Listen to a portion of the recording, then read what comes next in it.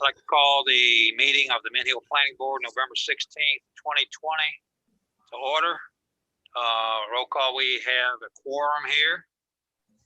For the invocation, I'll ask Chip to do the invocation for us, please. Let's pray, please. Heavenly Father, thank you for this town of Mint Hill. Thank you for the privilege of allowing us to live here, Father. We just pray for this evening that we do the town's business. Those that are presenting, Father, we listen attentively. Lord, we just thank you for our the town leadership and all those that serve us well in this town, Lord. We just give you all the praise and glory. It's in your name, Lord. Amen. Thank you. Can I get an approval of the minutes of the September 21st, 2020 regular meeting? So moved. Can I get a second? Move a second. Any discussion, corrections? All those in favor? Aye. Opposed? Good. Addition or deletion of agenda items. I have one thing I'd like to add on here if y'all want to. Let's to try to wrap up that thing we talked about last week or last month, I'm sorry, about the tap room brewery thing, whether we want to pursue it, let it go, wait, whatever. Let's add that as item C, and we'll talk about that after the other two items, if that's okay with everybody. Old business? Anything, John? Yes, sir. New business? All right. Discussion recommendation of ZC 20-8 filed by Charlotte Mecklenburg Board of Education to request a rezoning to allow an elementary school on property located at 11501 and 11615 Idlewild Road, parcel number 135-321-07. This is for discussion and recommendation. John? All right, it's okay. I'm going to turn it over to Dennis, allow him to go through this presentation, and then I'm happy to answer any questions. All right, Dennis. Thank you, John. Good evening, everyone. Sorry, not able to be there together with you this evening, but we do appreciate your time and attention. My name is Dennis Lacaria, and I'm here on behalf of Charlotte Mecklenburg Schools to talk about a very exciting project for us that was in the 2017 bond referendum that the voters overwhelmingly supported. We appreciate that as well. And this is a new 45 classroom baseline Relief Elementary School to relieve Bain Elementary School, Lebanon Road Elementary School, and Piney Grove Elementary. Next slide, please. And so we will go over the site, our current schedule and construction timeline, and I'll take any questions. The group that is responsible for bringing this project to you is FWA for architecture and Metcon as the construction manager at risk. Orient everyone to the site. I'm sure you're very familiar with it. It's on Idlewild Road, adjacent to Mint Hill Middle School. And most folks who've been here for a while are aware that when we bought the middle school site, we had every intention of siting an elementary school here at some point in the future. It's taken a little while, but the future has caught up to us, and we find ourselves needing these seats. So aerial here, you can see the middle school site and then the site dedicated to the new elementary school. And that's how it will lay out. And this is a high-level overview of the site plan. What you'll see is we're maintaining the existing car and bus entry. We will be sharing the bus lot between the two schools because they will operate on different bell schedules. We will have car parking for the elementary school out in front and take care of all other needs relative to the elementary school on the site of the elementary school. We're not certain exactly what the bell schedules will be, but we will refine that moving forward. If we were to stick to our typical, there would be an hour in between the bells at the elementary and at the middle school. And so the intention you see here, we would come in from the center turn lane left or right if you were coming from eastbound on Idlewild Road and come into the elementary school site, make your way around the parking lot in front, drop off in the identified loading zone, and then circulate through the middle school circle before coming back out to Idlewild Road. So we think that that's going to help us with stacking for the elementary school. The other thing that this does, the next slide, please, also addresses concerns that exist with the car stacking in the middle school, because we will similarly bring the middle school traffic in across the elementary school site and then around behind the middle school and do loading in the designated yellow box there at the middle school site before those cars then proceed back out to Idlewild Road, which should also help significantly with stacking for the middle school. This is a view of the building exterior, two-story classroom wing, single story, the administration and other major services.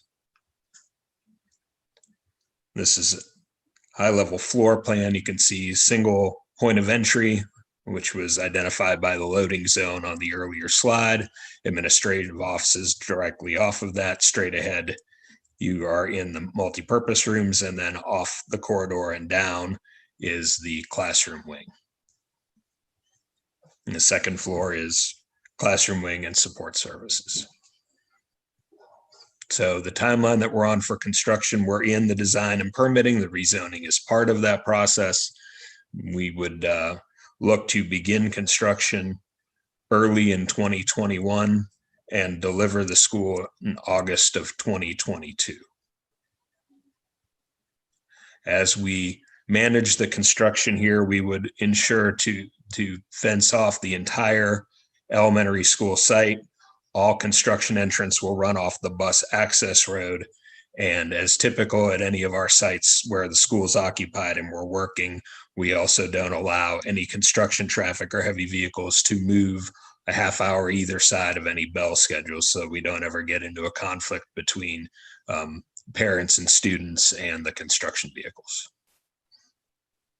I'd like to thank you all for your time and available to take any questions. Thank you, Dennis. Roger? Yes, one question. Tell me a little bit about how it's worked for Charlotte-Mecklenburg schools to have the middle school and the elementary school in such close proximity. Other locations, is that working well with the car stacking and common street access and how it's going to affect Idlewild Road? Are those types of projects working well for you in other parts of the county? They absolutely do, for a lot of reasons, because you as I'm sure you're well aware, most parents of the kindergartners, that they like to take the parents like to take the kids to school, but generally speaking, by the time a child's a sixth grader, the parents had enough and is more than happy to put them on a bus. So being able to flex those lots and have cars be able to make use of both lots to address the stacking has been very beneficial. It's also helped us a great deal relative to shared bus lots and other features like that, where we're doing less impervious surface and we're having less of an impact on the environment. So logistically, and also from a responsibility standpoint, those sorts of shared amenities and being able to master plan a campus, if you will, have been very advantageous to us. Okay, thank you. One other question that I would have now, as far as Idlewild Road goes, I noticed that everything here is you're using existing. So you don't believe that there's going to be any need for any enhancement to Idlewild Road as far as because of the time stagger? Well, I won't say for certain that we're not aware. We're doing a traffic impact analysis right now. We're working with the NCDOT and the town on all of those things. So I'm not sure we're 100% resolved. But what I do believe is with the additional elementary parking lot, we're going to greatly improve the stacking situation that we have at the middle school by being able to get the cars off and bring them through a lot that doesn't exist today. And as they circulate to drop off those middle schoolers. So I think that's definitely an improved condition overall. Whatever else may or may not be required to help make things better offsite from the schools, I guess, is still an open question at this point in time. But we'll do whatever everybody feels is in the best interest. Okay, thank you. That's all I have, Mr. Chairman. Chip? I think I'm good. All right, thank you. Jennifer? Anything? Eric? Okay. All right. Nobody else has anything. I'll entertain a recommendation. Mr. Chairman, I would make a motion to pass along a favorable recommendation on ZZ 20-8 as listed by staff. Get a second? Second. Chip, second. Any more discussion? All those in favor, say aye. Aye. Any opposed? Any abstain? Okay. Thank you, Dennis. We thank you very much. Okay, Mr. Guest, yes. can you, then with the motion, or you can do a separate motion, just that plan consistency, you guys can rattle that off for the record, take that. Is that in our notes here? We gotta read it off. It's on the staff report, but it should be on, is it on your monitor? Yes. All right, Roger, can you? I'd like to amend the motion to include the plan consistency as recommended by staff for ZC 20-8, that it is consistent with the land use plan. The future land use plan identifies this property as institutional. Included as part of the record. All right, just, is that, as a modified motion, can I get a second on that? Second. All right, all those in favor? Aye. Opposed? Abstain? Good. Sorry. All right, item B, decision on S 20-21 Nelson Road subdivision preliminary plat filed by Century Communities for a total of 147 lots, 69 single family detached and 78 single family attached townhome lots located at 7802, 7708, 7900 Nelson Road, a portion of 7701 Nelson Road, and 4507 Sunset Drive, tax parcel numbers 137-06517, 137-06520, 137-06502, 137-06523, and a portion of 137-061-08. John? This is a by right subdivision in downtown overlay. Staff has reviewed it. It appears to meet downtown code. And I want to ask either Brent or Gordon, I'm not sure which one, to kind of run through this with you, and then I'm happy to answer questions. Brent, okay. Sure, John. I can start. Can you hear me all right? Yes. Okay, great.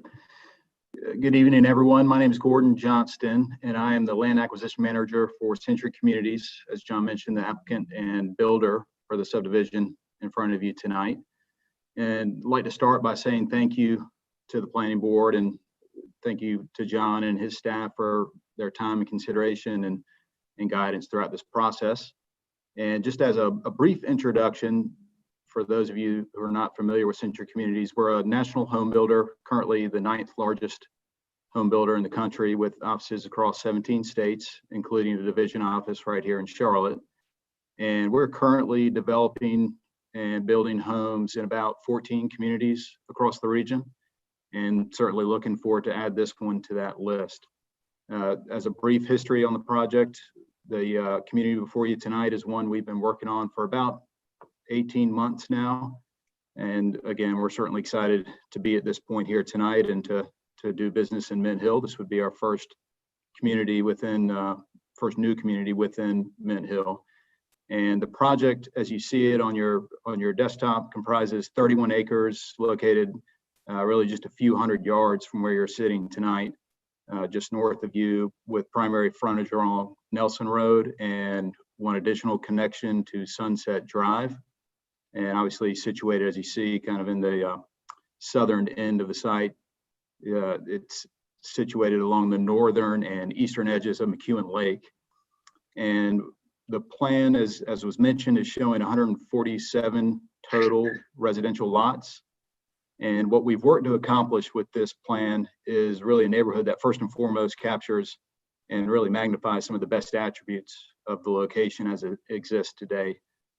Certainly the site's proximity to the downtown area, and walkability to everything downtown, as well as the natural beauty of the site as it sits today, with the most prominent feature obviously being the lake there in the foreground and the immediate surroundings around it. As you'll see on the plan, we've provided a network of trails throughout the community, which are designed to provide access for not only the residents of the community, but also the public at large to enjoy the lake and the natural space around it, promote connectivity within the community and to the neighboring areas, as well as a combination of activated parks and natural open spaces. And we've also designed for several different home types, including both attached townhomes, which would be kind of the two strips that are fronting Nelson Road. And then as you work south and kind of southeast across the site plan, kind of lower intensity building with some alley loaded detached lots, as well as some larger, more traditional front loaded detached single family homes. And the goal being really to provide a variety of home styles for different buyer preferences and lifestyles. So that is a very quick and high level overview that I wanted to provide. And as John mentioned, with me or on the line tonight is Brent Cowan with Isaac's Group, the engineer for the project, and be happy to take any kind of questions you might have. Or John, if you need to go through anything, I'll kick it back to you. Chip, we'll start with you. Yes, thank you. The walking trail, does that connect to McEwen Lane? I'm just trying to look at this map. Looks like the walking trails that go around through the common area. Does that connect to McEwen Lane on the other side of the lake? Yeah, I guess that's a pinkish reddish hue walking trail. Does kind of loop around and connect back to the end of McEwen Lake Lane. And in the common area itself, is that just kind of an open area, or is that is there anything going to be in there? Any park benches or trees, or what is that going to look like? Yeah, the intent is to meet the ordinance in regards to what is active open space and also undisturbed open space. So there's a mix of both of those, but I guess I'd call your attention first maybe to the central part of the site plan, where obviously that's not undisturbed, that's a disturbed area, but where we've got kind of a meandering sidewalk, some trees shown in a playground area. So that's kind of one central area, but around the walking trail, as you were referencing initially, there is intent to add some sitting areas, open air structures, so some congregating spots, if you will, along that path. Thank you. Good job, Jennifer.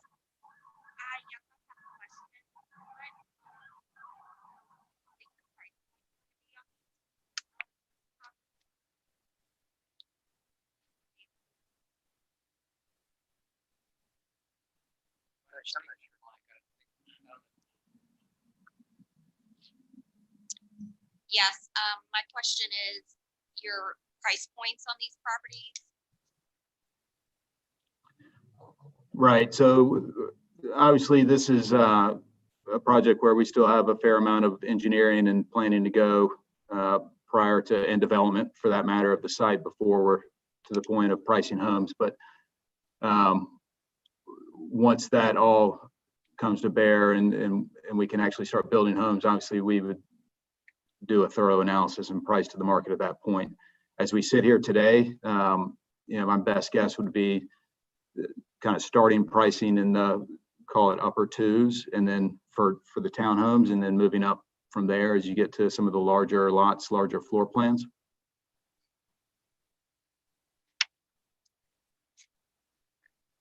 Thank you. That cover you. You good? Yeah, I got one question. And John, feel free to correct me if I'm mistaken. Because this development subject to downtown code, I guess there would be an elevation issue. As far as elevation of the street structure is built, given the topography of the property, you obviously that would be an issue. Plus the variance. Did you hear that, Gordon? I'm sorry, I did not hear that. actually, we just had this conversation recently. So he's just referring to just making sure you're aware of the elevation, the 18-inch elevated front porch or front entrance. We actually spoke about that recently. Yes, we had that conversation with John. We were aware of that, and John reiterated that the last time we were on the phone. So yes, we are aware.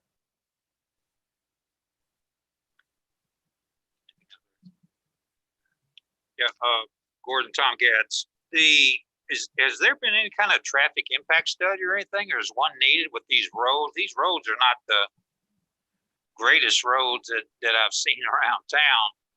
So when you're going to put this amount of traffic on these roads, concern?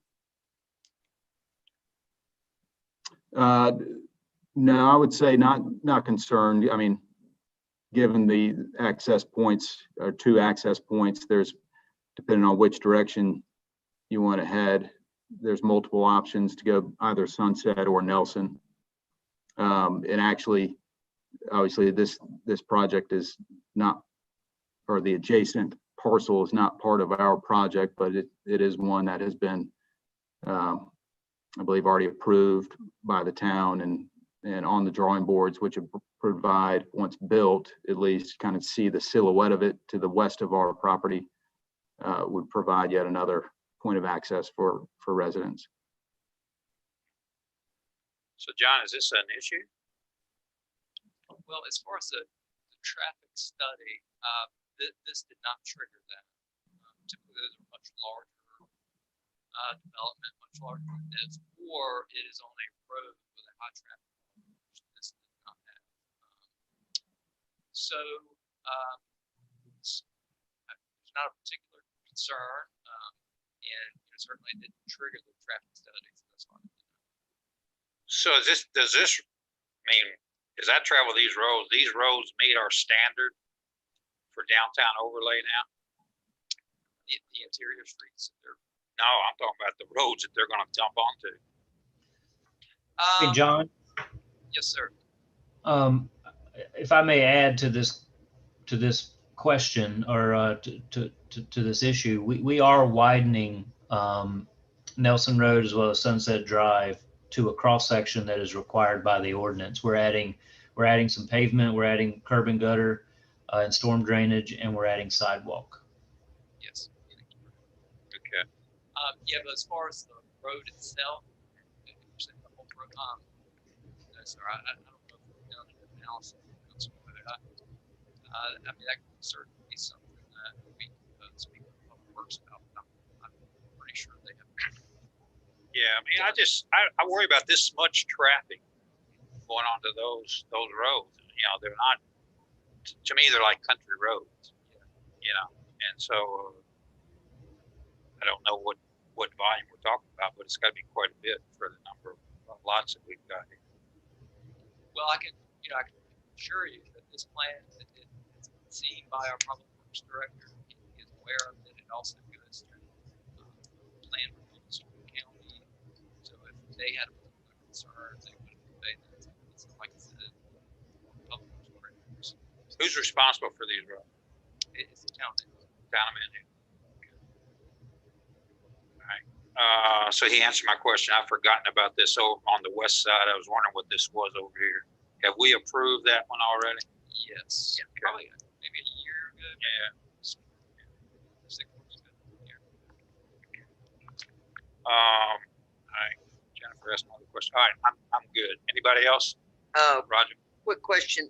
Tell me about your all the drives and accesses inside the property as far as width, that type of thing, because I see all of your parking on the attached and townhomes are behind. My big concern is access for emergency vehicles, fire trucks, ambulances, those types of things, police, but especially fire trucks. We've had some issues in the past of the access streets in between the townhomes and other places can get so small that it's hard to maneuver large equipment in there. So I was just curious, what is the road length? The writing's a little bit too small for me to make out on all of your private streets by the plan, private streets. G and E. I'm sorry, I interrupted you. No, I'm done. Go right ahead. Okay. I wanted to introduce myself. John introduced me, and I jumped in and said something on Mr. Gatz's last question. I'm Brent Cowan with the Isaacs Group. We've done the site planning and the engineering for this project. To answer your question, sir, that was something that was discussed and deliberated during the sketch plan process. And what we ended up, we had several conversations with Steve Fry.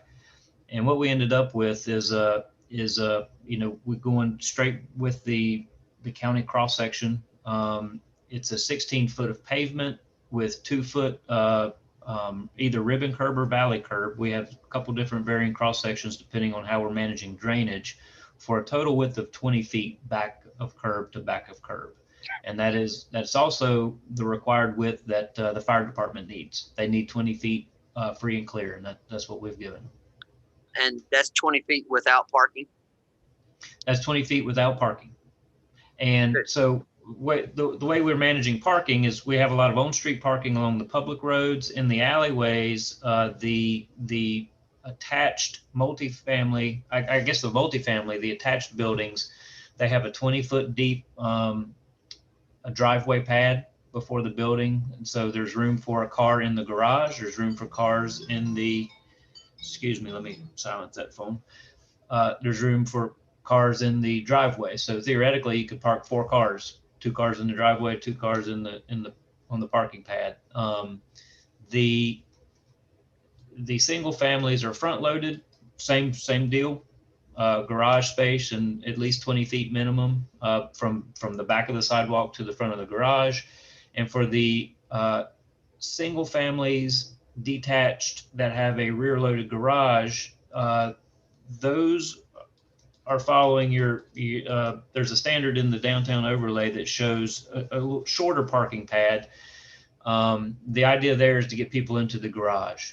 So they don't have that 20-foot parking pad there. But they still have the 20-foot streets, right? Yes, sir. Side curb, inside curb. That's been our big issue, or has been an issue in the past.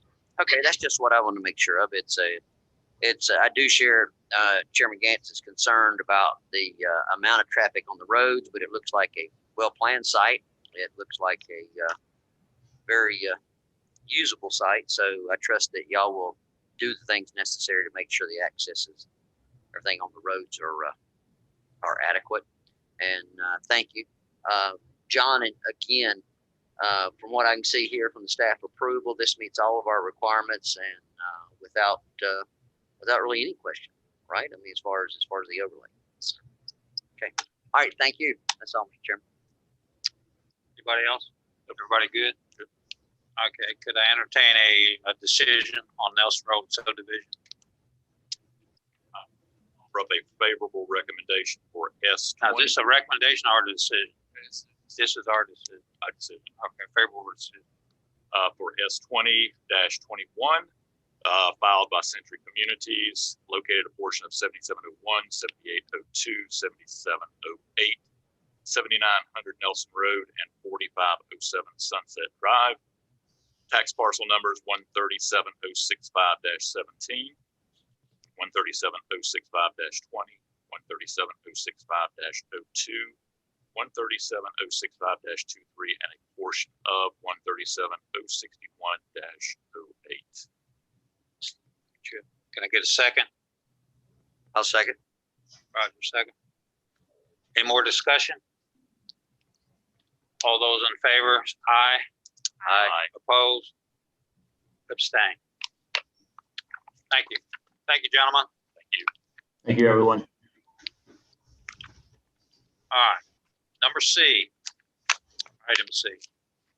Last time we talked, we discussed, should we come up with some type of an ordinance for brewery tap rooms, either to limit the size, to limit the number, to limit something.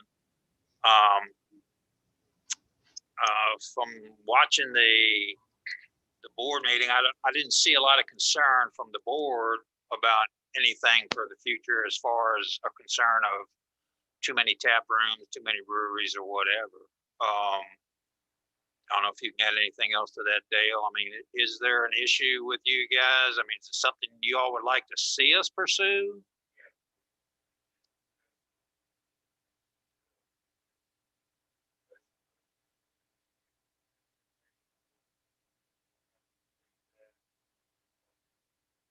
Okay. Okay. So the question is, do we want to do it now? Do we want to wait and see if it is an issue and address it when the issue comes up? Or do we want to do anything else? So I'm going to just throw it open for anybody that wants to add to it, and then we'll go from there. Roger? John, I've got a question for you. As to the chairman's statement right there, what type of authority will we be able to have at a later date if we choose to address it because the problem develops, being more, should we say, reactive versus proactive on this issue? And, you know, and I did have a couple issues when it was originally brought up, but mine was to deal with the amount of them in a small area and the byproducts they produce and the waste they produce, if that would be any kind of an issue when it comes to size or number count. But with that said, would we have the opportunity to address this at a later portion or later time if it becomes some type of an issue for the town?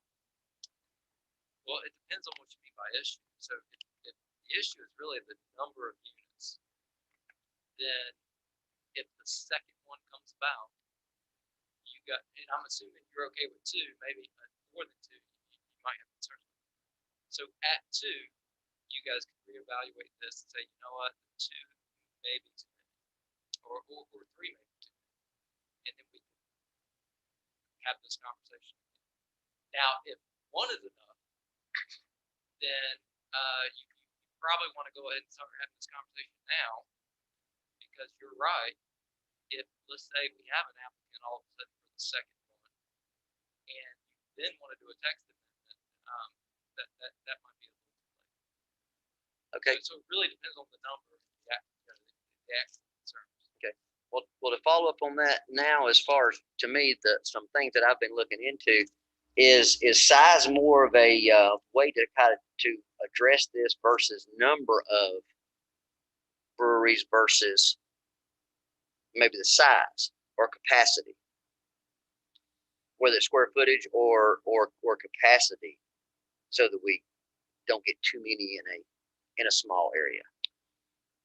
Yeah, I mean, the number of units, that might be harder to deal with. I mean, if the concern is one is enough, two is a maybe, three is, it's just too much for us, then you really might just consider just saying conditional zoning also.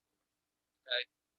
If the number is not that big of an issue, but the size is more of an issue, then what you could do, the easy fix there would be just to create a threshold. So if a unit is, this size, it requires conditional zoning. If it's below that size, then you're okay with it going in by right. Okay. One more question. From your desk, do you have any concerns in size or any concerns in number? Downtown. All right, so here, no, I don't. And the way I would look at it, especially in the downtown, this seems like a use that we would absolutely want, right? So I would be really cautious about creating regulations that would possibly deter this type of development. On the other hand, I mean, I understand people may have issues with it, and that's what we can create an ordinance for.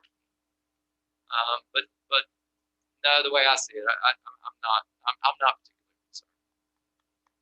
But I work for it. So if the board is concerned, then I'm concerned. Well, That's, you got anything else, Roger? the only thing that I would say to the committee is I personally would probably land on the look at it each time, conditional, versus setting a set number or saying nothing about it, or just ignore it completely. Let's just see what happens. My personal opinion would be look at it each time. Yeah, I'll just throw my 2 cents in and then we'll go around the room. I think supply and demands are going to dictate, if this thing takes off and goes crazy and somebody sees it and says, wow, we could build another one, then maybe we do need to take a look. Maybe at that point we say, hey, 2 is fine, but 3 or 4 or 5 is too many. Yeah. Chip? Yeah, so what are we qualifying as a downtown corridor? Is that from lawyers to 218? Is that kind of what we're looking at? Yeah, I think so. I mean, it's defined in the actual, isn't it? We have it in the map. Yeah. I don't know if I can pull it up fast, but it's basically from charter school down 218 to Food Line, and then down Lawyers Road to State Police Credit Union, and then down to Nelson Road, and then it follows Nelson Road all the way around. So it's about a 1 square mile area. Yeah, I think we address it if it comes up. That's kind of Eric? Yeah, I think my concern would be with this sort of number. That's something we see. More or less, I think my 2 concerns would be the one, organization.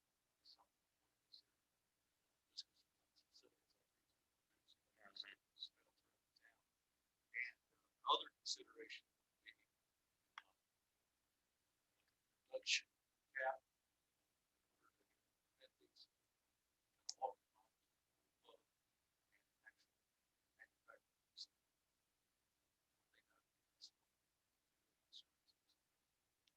And you think address it at the time it becomes an issue, or?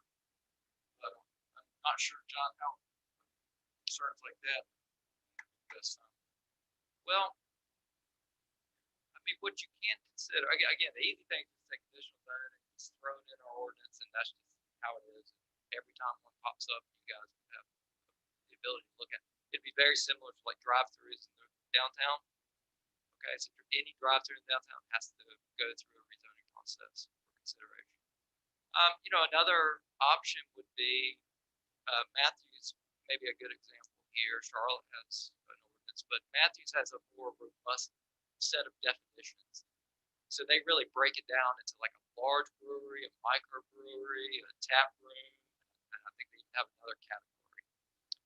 And then within each one of those, they have their own definition and the expectations, the size, where they're allowed, and different types of approval processes for each one.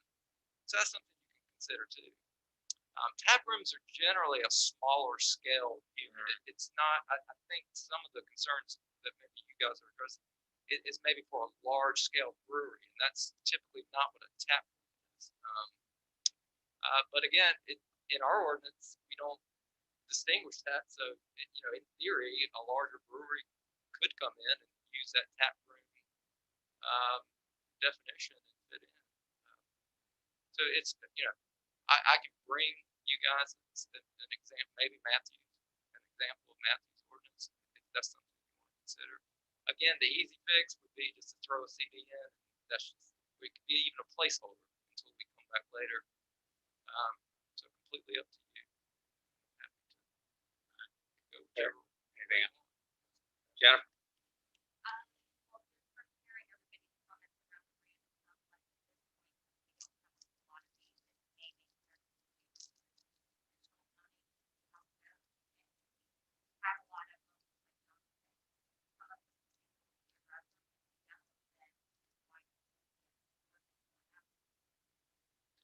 Conditional zoning, John. So if we do conditional zoning, if we do it now for these facilities, do we define them, or how do we do it? Well, so if we just simply say conditional zoning, what we would do is based on the ordinance that was passed, the text amendment, is we just took our tap room definition that was created by the previous group, right, and we just added that as a potential use in the downtown. Okay, and it's by right. So the simple thing that we would do is just, instead of it being by right, is we would say CD.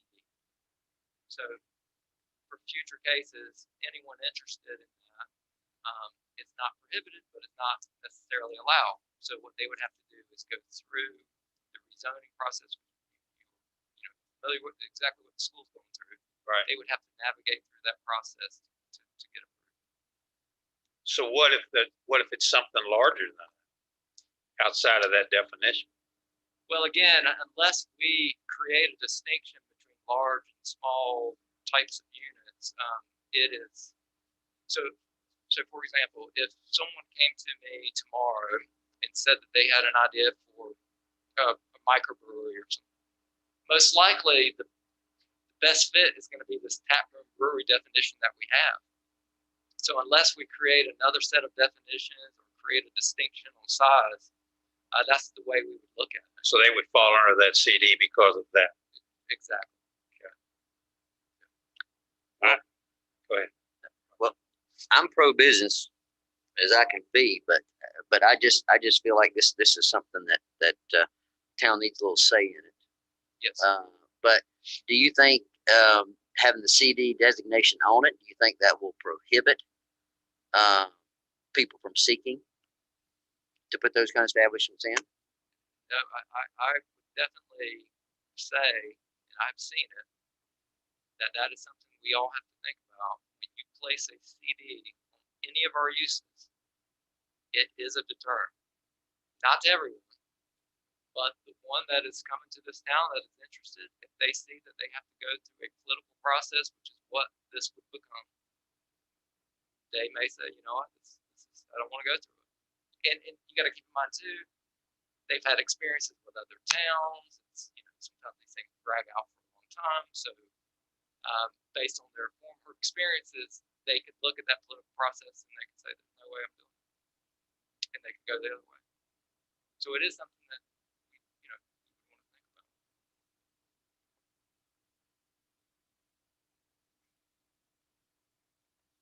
Yeah, and we can get a motion out here and discuss a motion.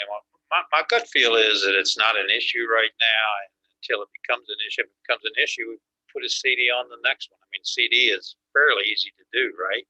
Oh, yeah. Yes. I mean, so unless it becomes an issue, are we shooting at something that's not even there? I guess is my concern. I hadn't thought about the odor issue. I mean, It's all about. yeah, I mean, I was tied in with Miller Brewery for a while, and there can be that's a huge facility, but there can be some odors that come out. I mean, we can kind of see what happens here. My suggestion, and we get a motion, but my suggestion would be let's table this thing and let's just see what happens with this and see where it goes, and then we go from there. If anybody like to make a motion, other than that, there's really nothing on the table right now, but if we want to make a motion for a CD, I'm not opposed to that either. So I'll leave it up to you guys. Well, Mr. Chairman, at this time, I would like to make a motion that we table the discussion for any type of limitation until we see what the future holds for tap rooms and breweries from Indiana. Can I get a second? Second. Any more discussion?